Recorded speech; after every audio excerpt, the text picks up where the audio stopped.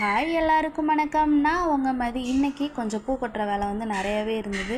So எங்கள் அண்ணி வந்து இன்றைக்கி கொஞ்சம் எனக்கு பூ கட்டி கொடு அப்படின்னு சொல்லியிருந்தாங்க. ஸோ அவங்களுக்காக சாப்பிட்டு முடித்ததுமே வந்து பூ கட்டுறதுக்கு வந்து ஸ்டார்ட் பண்ணிட்டேன். ஸோ அதே மாதிரி கொஞ்சம் நேரம் இதெல்லாம் பூவெல்லாம் கட்டிட்டு ரெஸ்ட் எடுத்துகிட்டு நான் வந்து டின்னர் வந்து முட்டை குழம்பும் தோசையும் வந்து ஊற்றிக்கிட்டேன். பிள்ளைங்களுக்கு வந்து சாதம் வடிச்சிட்டு நான் நைட்டு எனக்கு மட்டும் தோசை ஊற்றிக்கிட்டேன். ஸோ இன்றைக்கான ஸ்டோரி என்ன அப்படின்னா, அப்பாவியாகவும் இருக்கக்கூடாது, அடப்பாவின்னு சொல்கிற மாதிரியும் இருக்கக்கூடாது, அப்பாடான்னு நிம்மதியாக ஒரு வாழ்க்கையை வாழ்ந்துட்டு போயிடணும்.